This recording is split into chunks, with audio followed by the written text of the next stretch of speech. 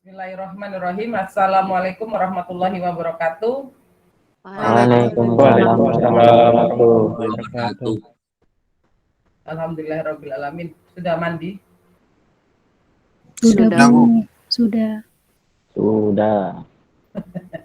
Oke, kita akan membahas terkait dengan sumber data demografi untuk pertemuan kali ini. Jadi nanti anak-anak bisa mengisi absensi di online-nya dengan mengisikan pertemuan keempat supaya sama. Jadi kemarin Bunda menyeragamkan antara kelas A, B, C, dan D sehingga sekarang ini masuk di pertemuan keempat, tetapi materinya adalah materi pertemuan ketiga, ya. Silakan masuk di pertemuan keempat dengan materi yaitu sumber data demografi. Ini Bunda akan share screen.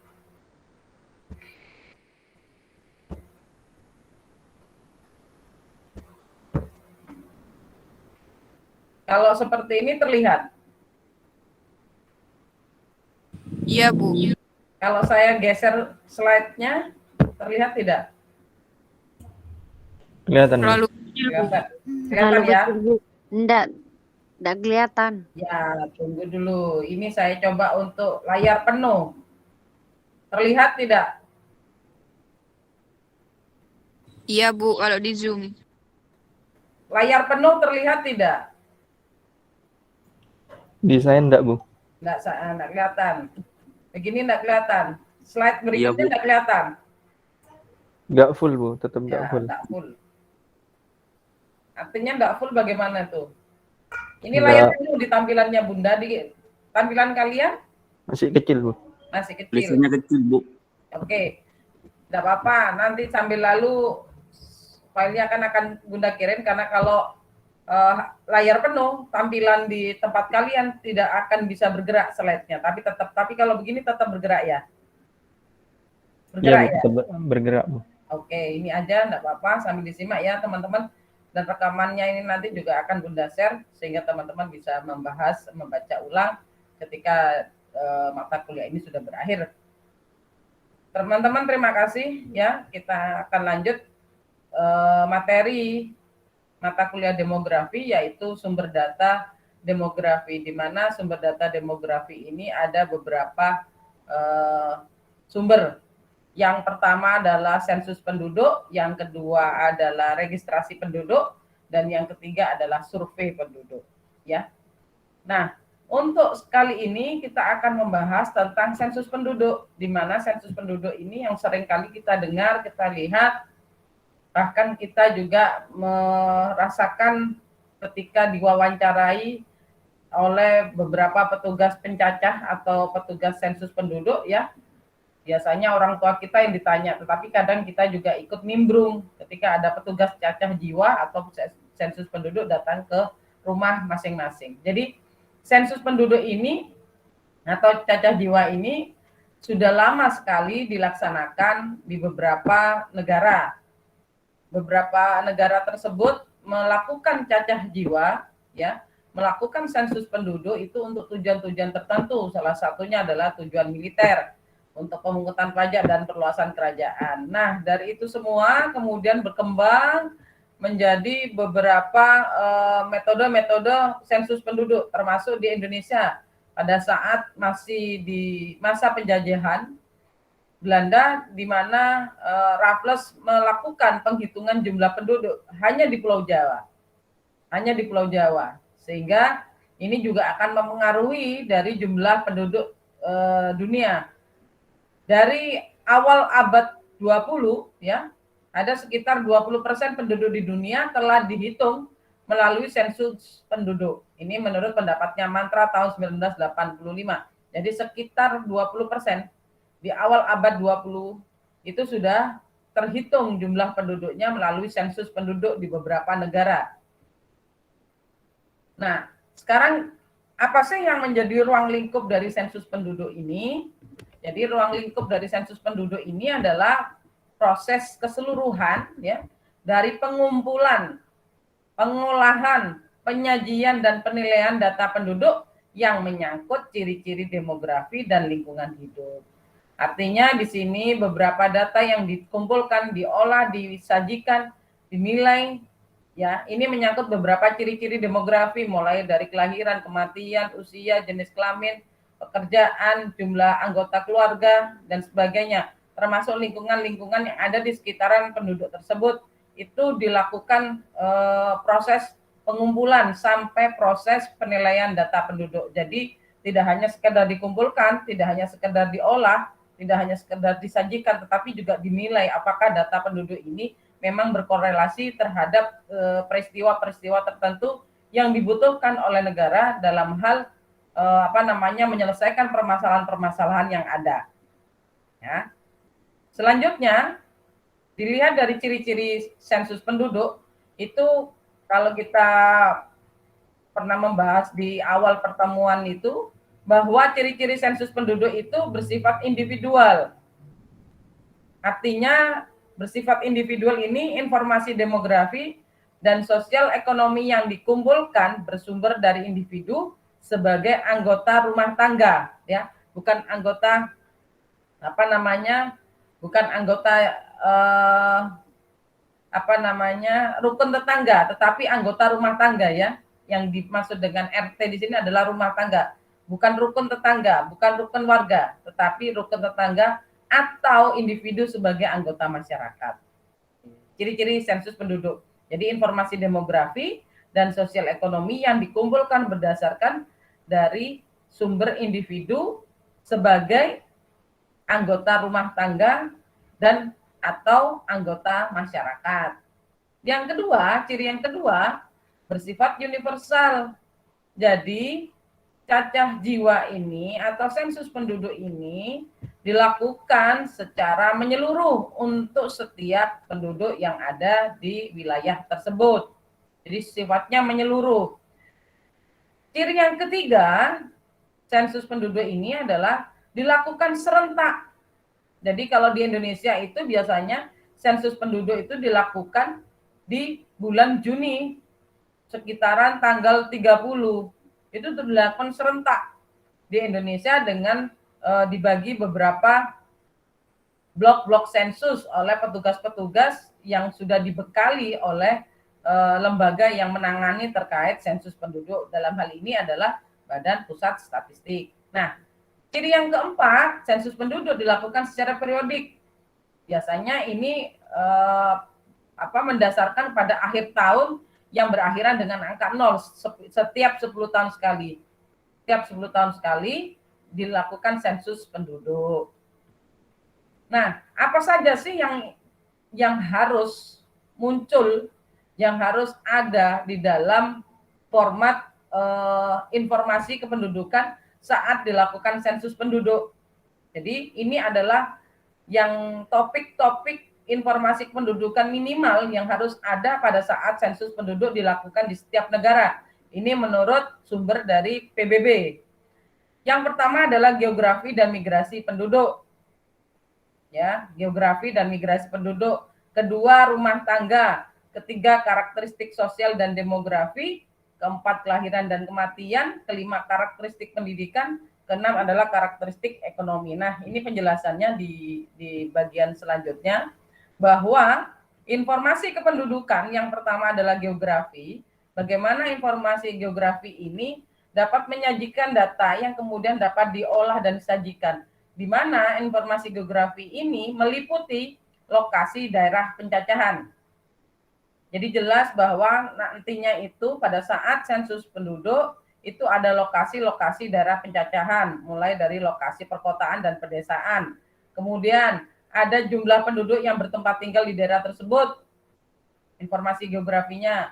Kemudian berapa jumlah penduduk secara de jure dan berapa penduduk secara de facto.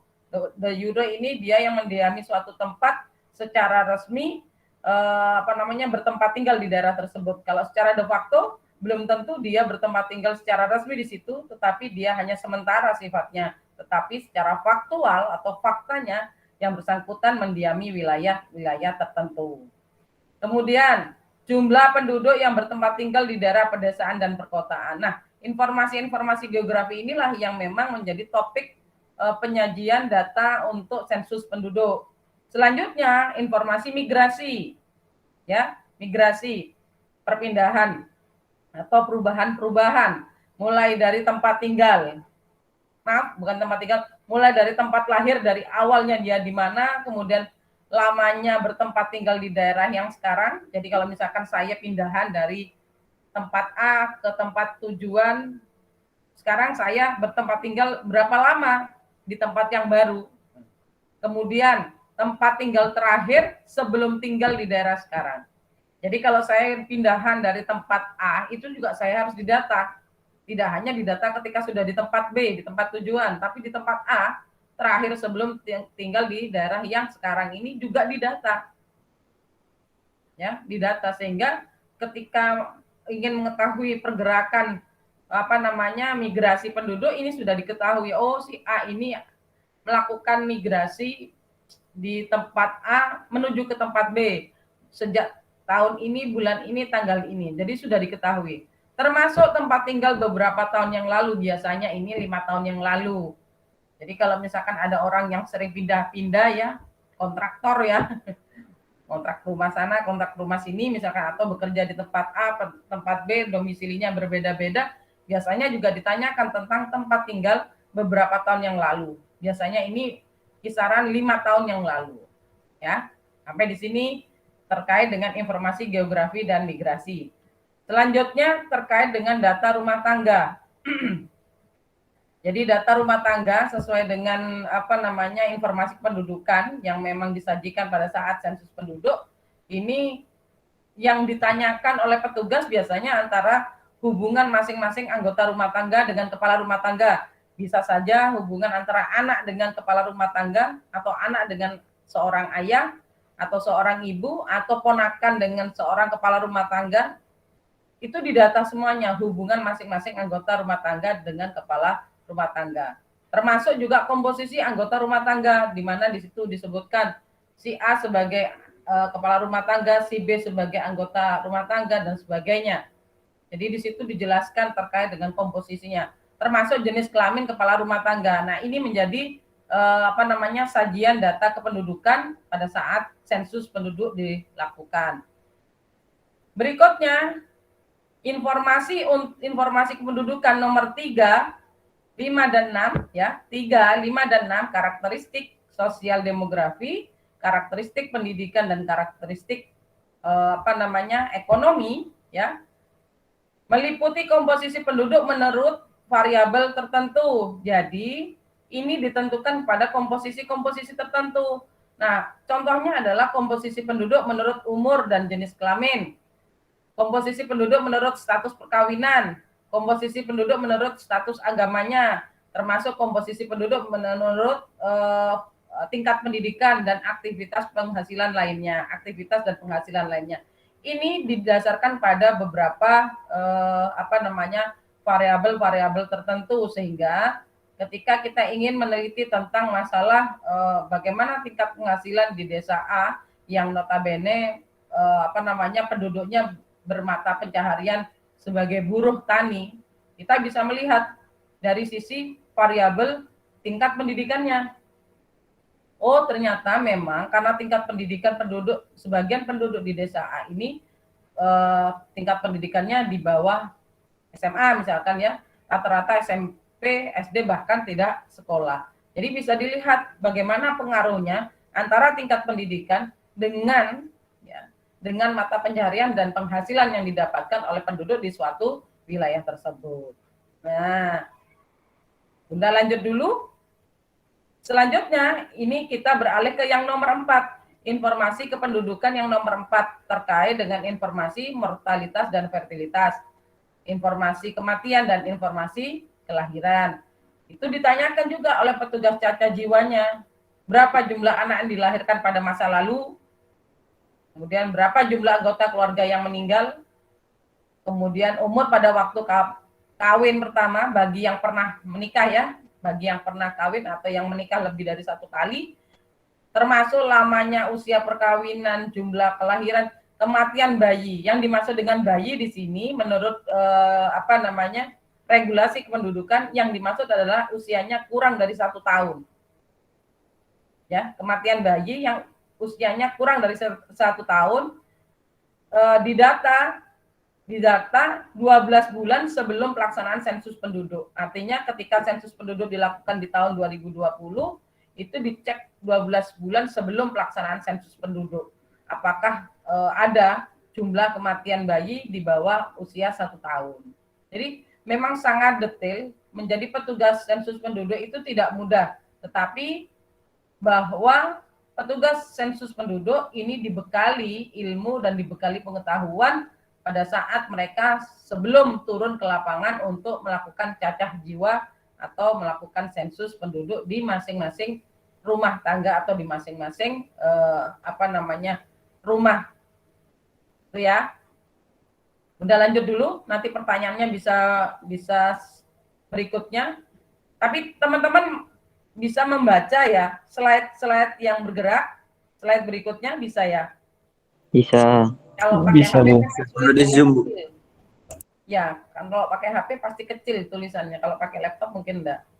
Oke, Bunda lanjut dulu. Tujuan dari sensus penduduk ini adalah untuk mencacah seluruh penduduk yang ada di suatu negara.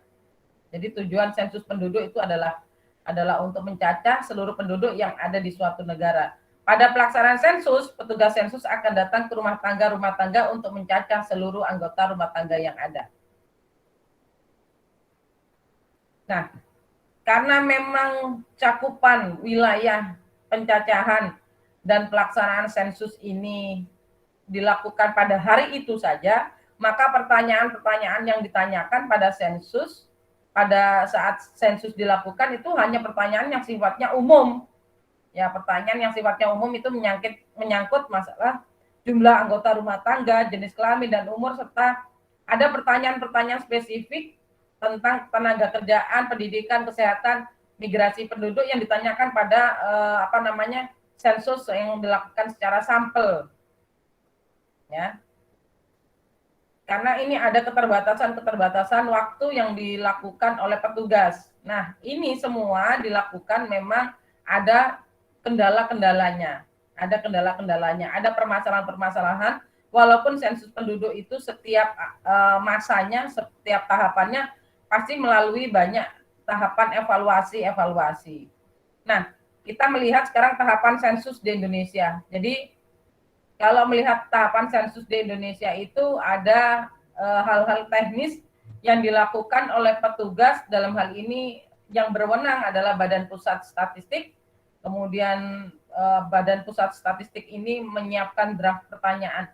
Biasanya draft pertanyaan ini menyangkut terkait dengan topik sensus kependudukan yang minimal harus ada, seperti yang Bunda tadi sampaikan. Minimal harus ada. Kemudian BPS melakukan pelatihan kepada petugas sehingga petugas ini bisa memahami alur dari sensus ini, alur tahapan sensus ini. Berikut juga dengan draft pertanyaan yang nantinya dibawa oleh petugas sensus kepada masyarakat di rumah tangga yang mereka akan datangi satu persatu. Nah, tahapan selanjutnya adalah pencacahan ini dilakukan pembagian wilayah. Jadi ada pembagian wilayah supaya ada semacam pemerataan terhadap petugas-petugas sensus sehingga tidak ada yang satu jumlahnya lebih banyak, yang satu tidak. Jadi mereka akan dibagi-bagi menjadi blok sensus. Nah, satu orang petugas bisa saja mencacah lebih dari satu blok. Satu blok itu antara 80 sampai 120 rumah. Kalau menjadi petugas sensus itu harus telaten, mendatangi kepala keluarga untuk dilakukan tanya jawab. Itu memang membutuhkan waktu tidak sebentar, bisa lebih dari 1 jam apabila kepala keluarga atau anggota keluarga yang bisa dimintai pertanggungjawaban informasinya tentang kependudukan ini lancar dalam menjelaskan atau menjawab. Tetapi tidak semua penduduk kita ini paham dengan apa yang menjadi maksud dari petugas sensus ini. Karena sensus ini sifatnya aktif, sehingga petugas ini memang harus datang ke rumah tangga. Jadi sifat sensus itu bersifat bersifat aktif, karena petugas yang akan turun ke bawah untuk melakukan tanya jawab dengan penduduk atau dengan kepala rumah tangga yang memang ada di daerah tersebut. Nah, ini tahapan-tahapan yang teman-teman harus pahami. Selanjutnya, nah, ada konsep yang digunakan dalam sensus. Jadi ada konsep-konsep yang digunakan dalam sensus penduduk. Yang pertama adalah penduduk yang dicacah. Ya, jelas. Karena ini sensus penduduk. Yang pertama adalah penduduk yang harus dicacah. Bukan lain-lain yang dicacah, tapi penduduk yang dicacah. Semua penduduk yang berdomisili di wilayah geografis Indonesia, baik yang bertempat tinggal tetap atau tidak mempunyai tempat tinggal tetap, dicacah secara serentak. Jadi, penduduk yang dicacah ini adalah penduduk yang berdomisili di wilayah geografis Indonesia, baik yang bertempat tinggal tetap, ya, bertempat tinggal tetap, atau yang tidak mempunyai tempat tinggal tetap, dicacah secara serentak. Nah, cara-caranya ini ada di sini. Mungkin teman-teman nanti bisa menjadi petugas cacah jiwa suatu saat kalau memang ada waktu kosong gitu kan sifatnya tidak permanen ini, tetapi sifatnya insidental berdasarkan tahapan-tahapan sensus penduduk. Nah, cara pencacahannya yang pertama, bagi mereka yang bertempat tinggal tetap pakai dengan cara de jure, artinya dia dicacah di mana tinggal secara resmi. Jadi bagi orang-orang yang memiliki KTP dan KK sesuai dengan tempat yang mereka tinggali saat ini secara resmi, itu yang mereka akan dilakukan cacah jiwa oleh petugas. Kemudian yang kedua, untuk yang tidak bertempat tinggal tetap, dicacah dengan cara de facto, secara faktanya di tempat di mana mereka ditemukan oleh petugas lapangan. Jadi karena yang bersangkutan misalkan bekerja di tempat lain, ketika dia bertemu dengan petugas bisa menanyakan kepada orang yang bersangkutan apabila memang tidak bertempat tinggal tetap, tapi ditemukan oleh petugas di lapangan. Ya, yang ketiga, bagi yang mempunyai tempat tinggal tetap, tetapi sedang bertugas di luar wilayah lebih dari 6 bulan, tidak dicacah di tempat tinggalnya. Jadi kalau misalkan Bunda aslinya orang Situbondo, tempat tinggalnya di Situbondo, tetapi sedang bertugas di Bondowoso, lebih dari 6 bulan nggak pulang-pulang, ya, nggak pulang-pulang, tidak dicacah di tempat tinggalnya Bunda di Situbondo, tapi di Bondowoso. Itu cara pencacahannya. Yang keempat, sebaliknya, kalau ada seseorang atau keluarga menempati suatu bangunan belum mencapai 6 bulan, tetapi bermaksud menetap di sana, mereka dicacah di tempat itu. Artinya, kalau saya misalkan pindah, ya, menempati suatu bangunan belum mencapai 6 bulan, belum sampai 6 bulan, tapi punya maksud tinggal di situ, maka saya akan dicacah di tempat itu. Banyak memang rumusan-rumusan konsep bagaimana cara pencacahan ini.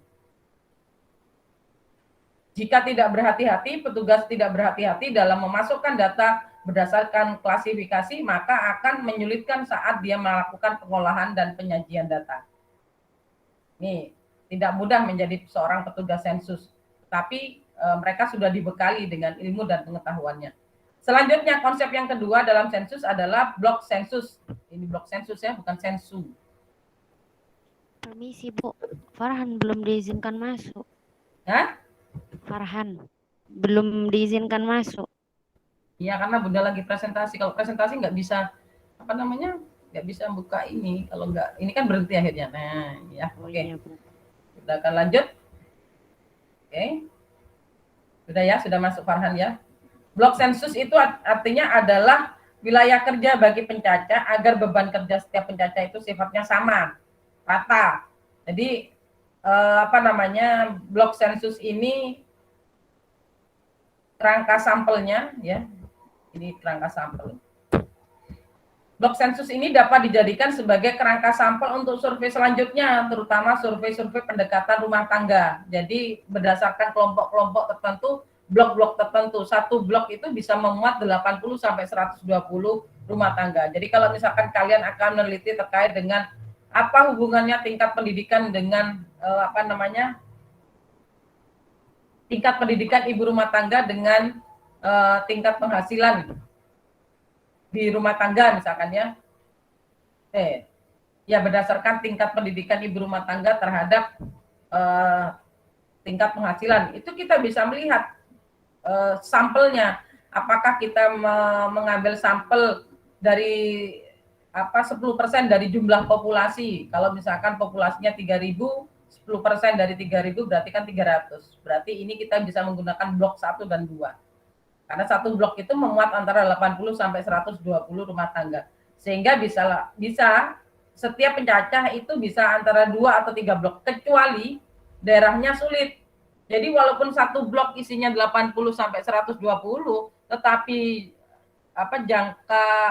jangkauan daerahnya sangat sulit. Jadi antar rumah satu dengan rumah yang lain itu sangat jauh, biasanya di daerah yang memang kondisi geografisnya tidak sama dengan di daerah yang perkotaan misalkan ya, itu berbeda. Kemudian yang 3, klasifikasi daerah perkotaan dan pedesaan. Ini juga diterapkan konsep yang digunakan dalam sensus, mengklasifikasi daerah perkotaan dan pedesaan.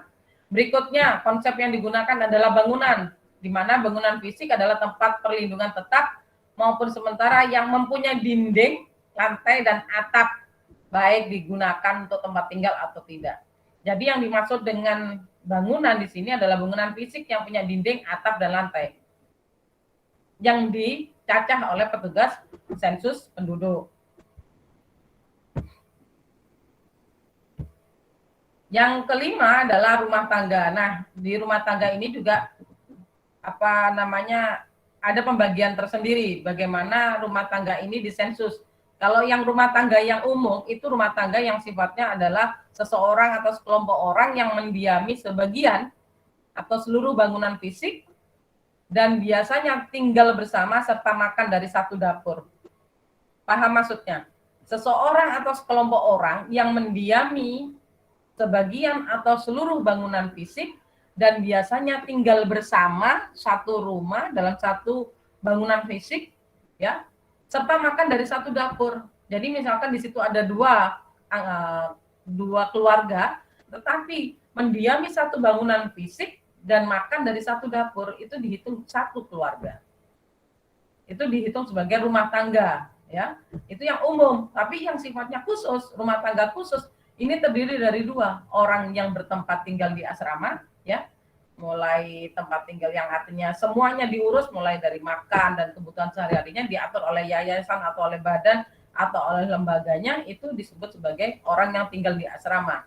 Itu juga dilakukan cacah jiwa. Beda lagi kalau misalkan di asrama, ya, di asrama TNI, yang bersangkutan sudah berkeluarga, satu rumah dengan istri dan anaknya, dan makan tidak satu makannya tidak satu satu tempat dengan anggota-anggota yang lain, tapi dia sudah bisa menghidupi kebutuhan dia sehari-hari, itu tidak masuk dalam kategori orang yang tinggal di asrama.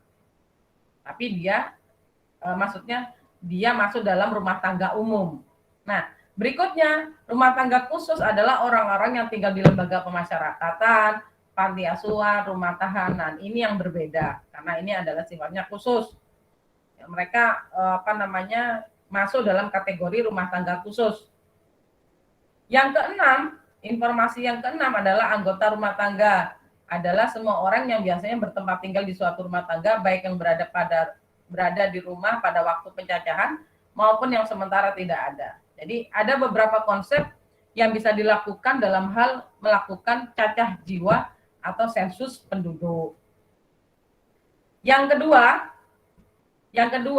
sumber data yang kedua, Bunda agak cepat karena maghribnya ini ternyata sudah sekarang ini maghrib jam 5:10 sudah mulai mulai tarhem ya. Yang kedua, sumber data demografi yang kedua adalah registrasi penduduk. Jadi sifat antara registrasi penduduk dengan sifat sensus penduduk itu berbeda. Kalau sifat sensus penduduk itu sifatnya aktif, sedangkan registrasi penduduk ini sifatnya pasif. Kenapa pasif? Karena memang pendataan ini sifatnya menunggu menunggu keaktifan penduduk dalam melakukan pelaporan kepada petugas yang ada di desa. Biasanya menunggu hal-hal yang menunggu data-data yang memang dilaporkan oleh anggota-anggota masyarakat di desa tersebut. Jadi kalau berbicara tentang registrasi penduduk itu kita berbicara komponen penduduk yang dinamis, misalkan seperti kelahiran, kematian, mobilitas penduduk, migrasi penduduk, perkawinan, perceraian, perubahan pekerjaan ya yang Bunda kemarin pernah mencontohkan yang dapat terjadi setiap saat tetapi tidak dapat dijaring dalam sensus penduduk. Karena sensus penduduk itu kan dilakukan 10 tahun sekali, sedangkan registrasi penduduk ini bergerak dinamis, bisa setiap hari, bisa setiap saat. Ada perubahan-perubahan, kelahiran, kematian, mobilitas, perceraian, perkawinan, perubahan jabatan atau perubahan pekerjaan dapat terjadi saat kapanpun. Nah, ini tidak bisa dijaring oleh sensus penduduk, tapi dapat dilakukan oleh registrasi penduduk. Nah, registrasi penduduk dilaksanakan oleh Departemen Kementerian Dalam Negeri. Ujung tombaknya adalah desa. Di mana desa ini ada kepala desa dan perangkat desa yang melayani masyarakat dalam hal pendataan tentang data kependudukannya. Ya, tadi sudah Bunda sampaikan bahwa registrasi penduduk ini bersifat pasif, menunggu laporan yang dilakukan oleh anggota keluarga apabila terjadi peristiwa kelahiran, kematian dan sebagainya. Jadi menunggu melaporkan. Nah, penduduk yang boleh mencatatkan peristiwa demografi ini dalam registrasi penduduk adalah penduduk yang secara de jure saja yang memiliki data kependudukan secara resmi, tidak pendatang, tetapi orang yang memang memiliki data resmi, misalkan KTP elektronik dan kartu keluarga. Nah, ini akhirnya yang menyebabkan jumlah penduduk hasil sensus itu lebih banyak dibandingkan hasil registrasi. Kenapa? Karena kalau sensus penduduk, petugas datang ke masing-masing rumah tangga, mereka bisa mendata pada saat itu juga. Tetapi kalau registrasi penduduk, ini kan mereka menunggu laporan. Nah, ada hal-hal yang menyebabkan pelaporan yang sistem pasif ini banyak masalah-masalah yang muncul. Ini banyak terjadi. Ini bisa kamu kaji ketika kamu nanti mau penelitian. Bisa dijadikan sebagai tema kalian. Permasalahan ketidaklengkapan data pelaporan akibat pelaporan yang menggunakan sistem pasif atau registrasi penduduk ini. Yang pertama, ketidaklengkapan data pelaporan akibat seorang bayi setelah lahirnya hidup, kemudian meninggal. Ini biasanya tidak dilaporkan oleh keluarga. Kebeya apa yang lapor lagi jarang tanda umur. Kan biasanya begitu. Ya, ini karena memang tidak tertibnya masyarakat dalam melaporkan. Kemudian keterlambatan pelaporan biasanya diakibatkan kebiasaan masyarakat menunggu tali pusarnya putus. Ada entek bujel apa itu? Keplak bucel ya. Namanya kalau bahasa Madura ya. Nah, biasanya itu juga tidak dilaporkan apabila sebelum kejadian bayi tersebut meninggal dunia. Jadi tidak dilaporkan. Hal-hal inilah yang menyebabkan data kependudukan itu tidak banyak bergerak ketika banyak penduduk yang tidak melaporkan walaupun ada kematian dan kelahiran. Kemudian alasan-alasan berikutnya, jarak kantor desa terlalu jauh dari rumah orang yang melahirkan. Jadi karena jauhnya jarak, sedinalah tak usah lapor lagi, kita butuh apa-apa, kita butuh kakak, tak butuh KTP dan sebagainya. Tapi akan dibutuhkan ketika mereka membutuhkan pelayanan-pelayanan dari kantor desa, di mana identitas kependudukan dibutuhkan untuk masing-masing anggota keluarga.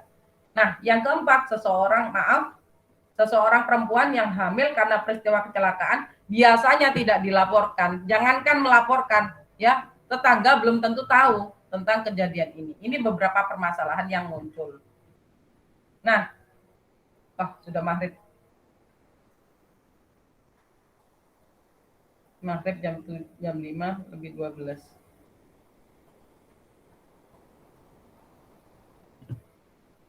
Bunda break dulu karena maghrib. Sambil lalu Bunda akan absensi ya.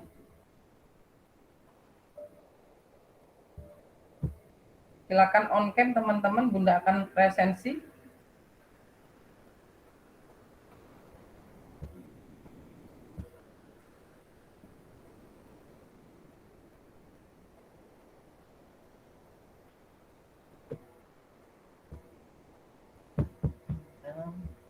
Teman-teman jangan lupa absensi secara apa namanya?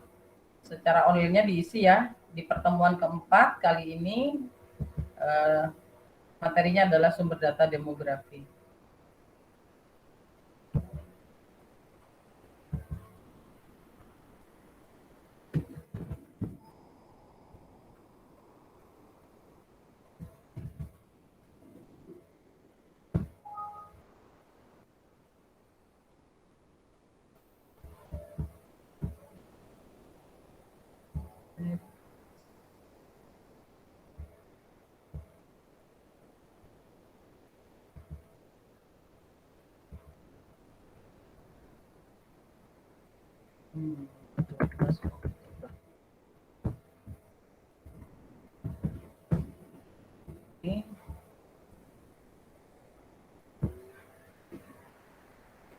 Anissa Hidayatus Subhi. Anissa Hidayatus Subhi. Ada, Bu. Mana? Oke, pakai masker ini ya. Oke, Cindy Atika Dewi. Oh, ada ini di bawah. Cindy Atika Dewi. Ada, Bu. Oke. Khairul Baria. Ada, Bu. Oke. Hani Anggraini Sanjaya. Saya, Bu. Mana? Hani. Kata, udah belum kelihatan. Oke. Ummu Kulsum. Ada, Bu. Vira Febrianti. Ada, Bu. Oke. Nur Madani.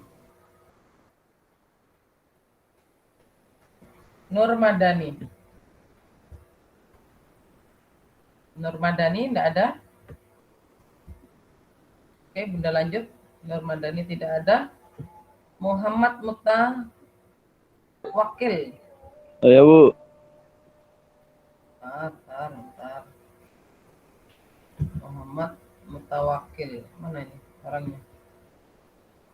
Oke, pakai baju kotak-kotak.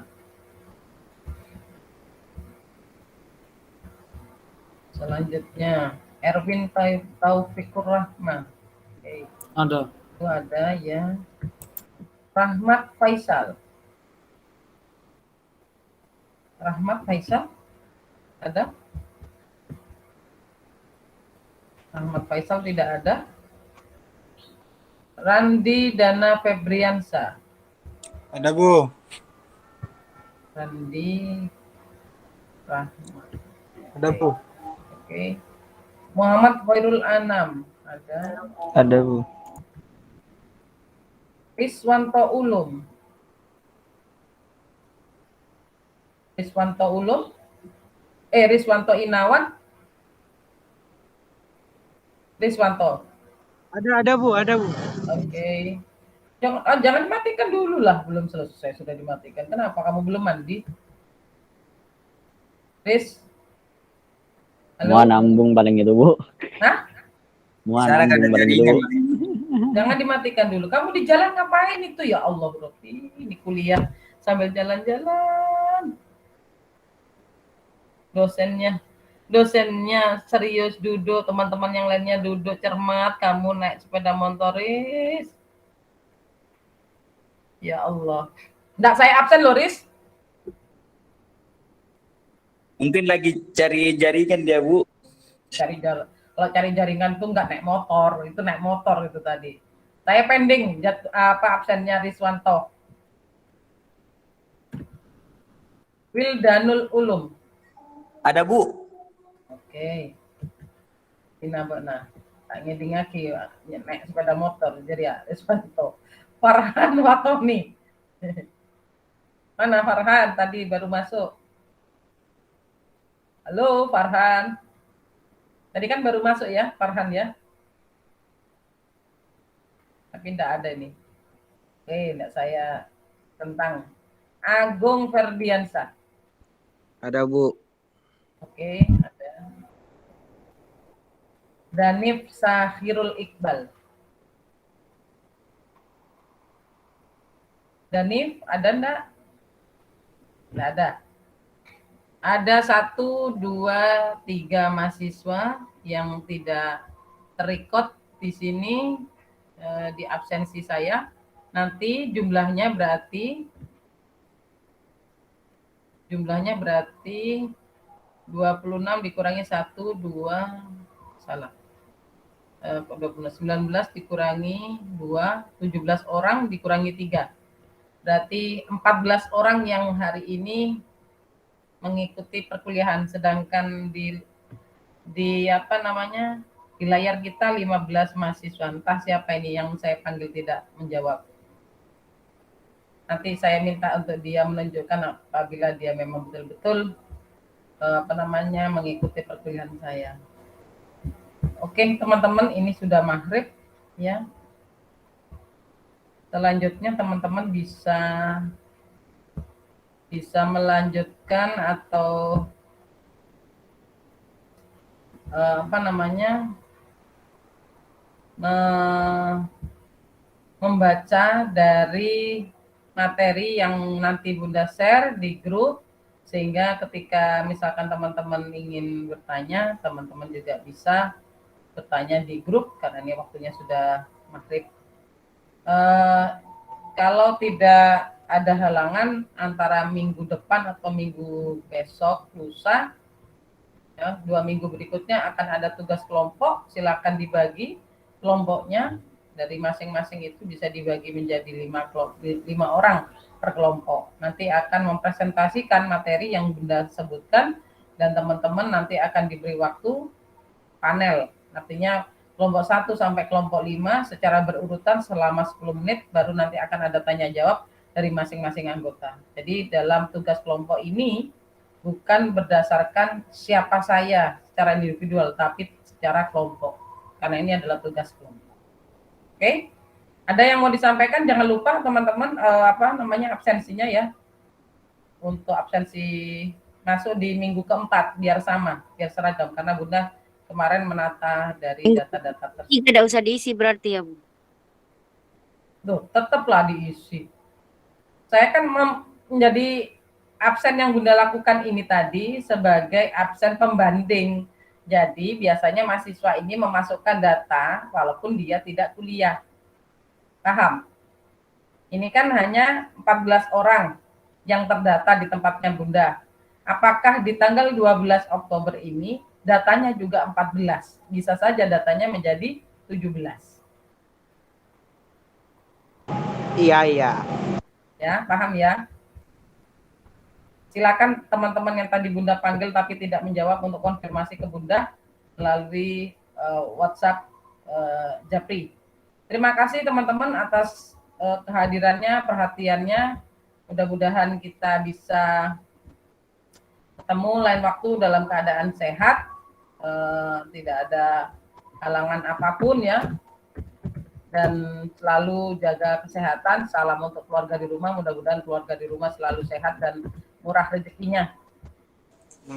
Terima kasih sekali lagi. Mohon maaf atas segala kekurangan dan kesalahan Bunda. Kita akhiri. Alhamdulillahirrabbilalamin. Assalamualaikum warahmatullahi wabarakatuh. Waalaikumsalam warahmatullahi wabarakatuh.